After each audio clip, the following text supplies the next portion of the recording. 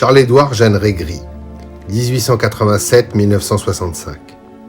Le plus célèbre des architectes du XXe siècle a inscrit son nom dans l'histoire en devenant le porte-drapeau du mouvement moderne architectural.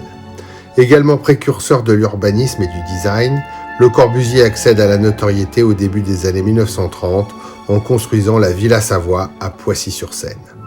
Par la suite, de nombreuses réalisations lui apportent la gloire, notamment ses cités radieuses à Marseille, Rézé et Briey, les bâtiments à Chandigarh en Inde, le Carpenter Visual Arts Center à Harvard University dans le Massachusetts, le stade, l'église et la maison de la culture à Firminy-Vert. L'architecte fait aussi beaucoup parler de lui avec des projets futuristes non exécutés, comme sa ville imaginaire de 3 millions d'habitants. Les architectes brésiliens s'inspirèrent des principes d'urbanisme de Le Corbusier pour édifier le centre administratif de Brasilia.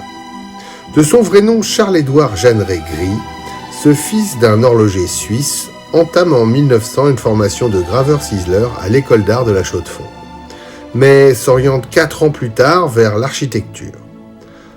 À 22 ans, Charles-Édouard installe un modeste cabinet dans sa ville et le 20 juin 1909, il est initié par la grande loge suisse Alpina de la Chaux-de-Fonds. L'année suivante, il accède au grade de compagnon et devient maître le 25 février 1912. On ignore tout de la brève activité du frère Jeanneret Gris au sein de la maçonnerie suisse. En 1916, il s'installe en France où il adopte son pseudonyme Corbusier, nom de son grand-père maternel. Il construit peu, mais rédige de nombreux articles pour la revue Esprit Nouveau.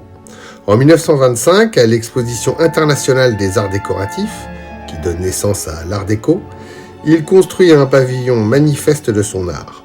Et en 1929, il lance le chantier de la Villa Savoie.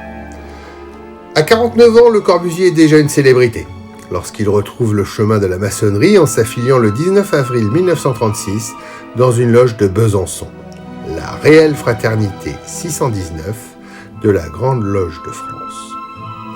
Il semble que Le Corbusier fût assidu dans sa nouvelle loge. Cependant, il était inscrit sous le registre de la loge sous son nom véritable, Jeanneret Gris.